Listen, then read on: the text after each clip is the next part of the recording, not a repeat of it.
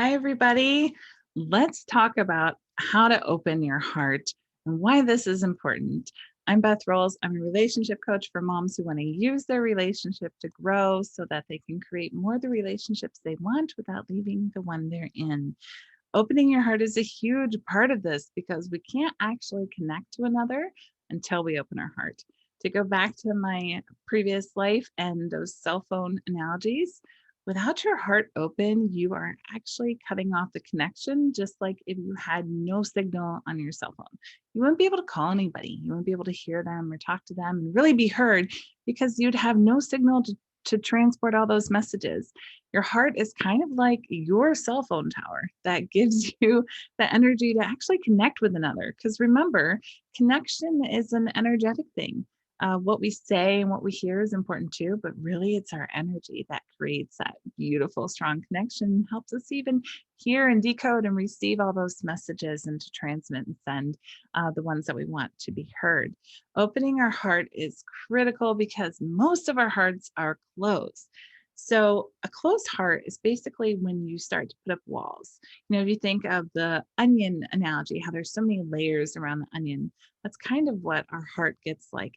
Every time we are wounded, we put up another wall or another layer around our heart.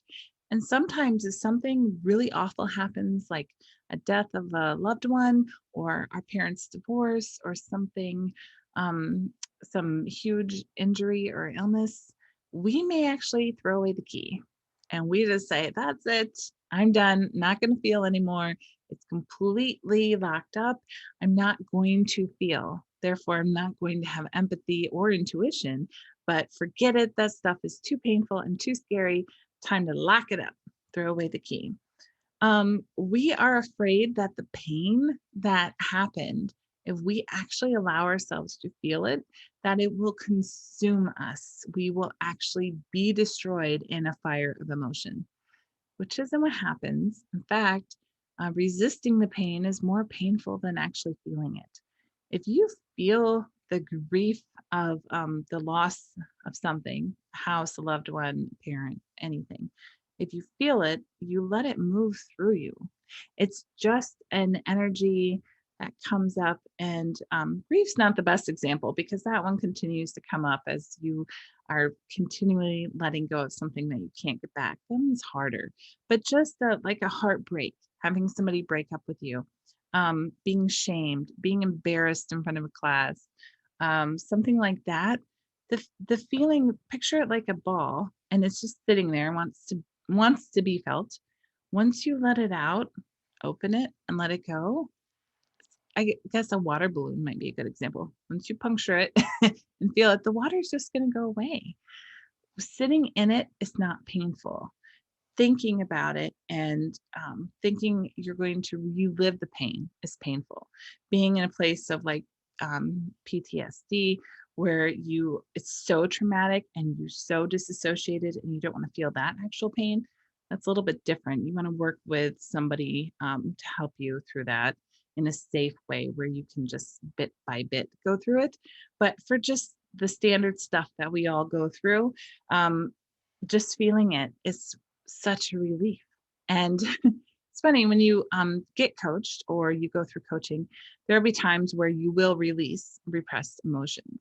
And it's funny because while you're speaking about the issue, you'll be so in it and you might be crying or feel angry or whatever. And then once it's actually released and it's moved through you, at least for me anyway, I kind of feel like, okay, now I don't want to talk about it anymore because it didn't even exist in my world anymore because I felt the thing and now it's gone and I just feel totally done with it. And that's the beautiful thing. And the more of those repressed emotions that you can feel and let go, the more open your heart is. And then you can feel all the beauty and wonder and joy and happiness of life and really fully be in the moment and experience your kids in this loving state and not be in your mind afraid about something else in the future, I should say. So, what else? We're afraid we won't be able to get through tough things with a heart wide open. So, we're afraid of being hurt again. We think the pain will consume us, but an open heart is the key to empathy. Yes. To open it, we first have to feel what we repress. The walls come down one by one. And then we seek out the good emotions and let it stay open as much as we can. So, there are some things that can affect your ability to open your heart. For me, that's lack of sleep and too much caffeine. Both of those things, I don't know what they do to me, but I have a really hard time opening my heart when I don't get enough sleep or I have too much caffeine. It's something you actually feel. It actually feels like an opening. It feels like it grows and gets bigger. It feels really good when your heart's open. It's a beautiful space to be in. You feel so confident and just happy with life. And because you're in that place, people don't hurt you. People avoid you. People who are hurting look for other people who are hurting so that they know they can do some damage. So don't be afraid to open your heart. Meditation is the best way. There's a really good one in Dr. Berman's book, Quantum Love. You can look for her heart opening meditation and I'll link it.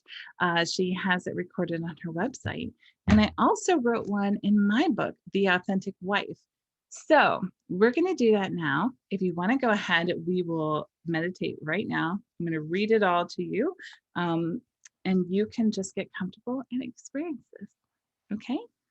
Give this to yourself. Again, it can be hard if you have stuff that you have repressed. So I encourage you to work with me or another coach or therapist to feel those things. Okay, ready? Let's begin. Get comfy. Relax in a comfortable seated position with your feet on the floor. Close your eyes. Relax your shoulders back, bringing your heart forward.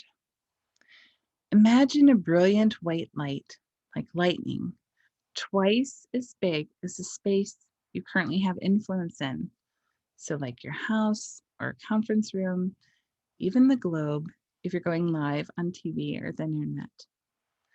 Imagine it coming in through the top of your head. Imagine that the light is pushing you down deep into the earth with every exhale, into the ground like roots on a tree. Sit in this space, imagining this grounding light pushing you down, roots pulling you down as they expand into the soil until you feel a sense of relaxation in your body. Take long, slow, deep breaths, counting to 4 with each inhale, hold, and exhale. So inhale, 2, 3, 4, hold, 2, 3, 4, exhale, 2, 3, 4, hold, 2, 3, 4, inhale, 2, 3, 4, hold, 2, 3, 4, exhale, 2, 3, 4, hold, 2, 3, 4. Continue to do that, or you can let your breathing return to normal. Bring a picture to your mind of yourself as a newborn, or think of a time when you felt unconditional love or perfect harmony in nature. It could be the birth of your child, a special date with your husband, a swim in the pool, or a ride on a boat.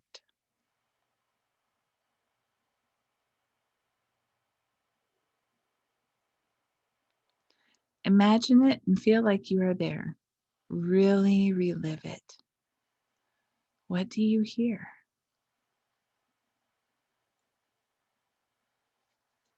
What do you see?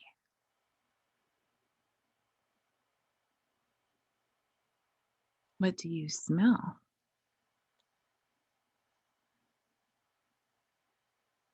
What do you feel?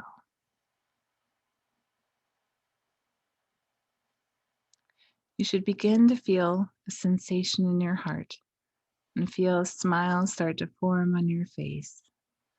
Breathe into your heart.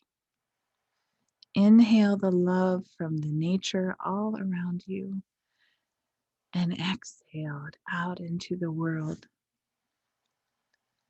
Feel the energy radiate like ripples on a pond out from your chest. Hold this feeling as long as you can. You may also imagine a fire burning in your heart. This isn't a destructive fire, it's a light, a pure love. Imagine yourself putting logs on the fire. Each log represents your love for yourself. And as you add them, you say, I love myself. You keep stacking more and more as the fire grows. Each inhale, bringing oxygen to the fire and causing it to become larger and larger. I love myself. I love myself. I love myself. Imagine that you have been underdressed out in the bitter cold snow and wind whipping around your face, your fingers aching in pain. This fire in your chest is now spreading to your fingers, to your toes, warmth spreading through every cell in your body. Stop and feel the sensations. Do you feel the warmth? Now it's spreading out into the world around you, not causing damage like a normal fire, just illuminating every space that it touches. Everyone runs to its warmth and smiles, so relieved to feel it again, to see clearly in its light. Continue breathing, focusing on each breath, trying to hold on to that state of pure love as long as you can. Imagining your fire spreading far and wide, bringing joy and happiness to everyone it touches.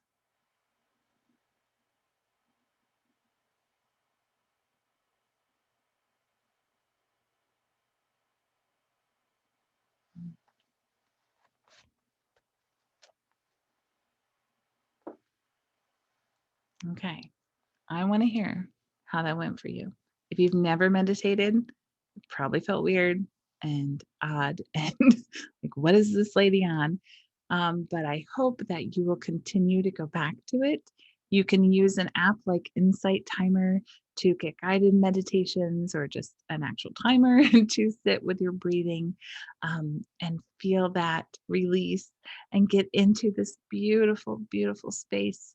And it's important because you'll begin to attract things in your life that match that energy. And most importantly, your loved ones, your closest loved ones in your house, your kids, your husband, your wife will match you in that energy. So if they're really miserable right now, go do an open hearted meditation and hold on to it no matter how they're being and see what happens. I think it'll do beautiful things for you. Thanks for watching. Be sure to go to happilyeveraftercoach.com to learn more or to sign up for a free call to chat with me and see how you can move forward together. Bye.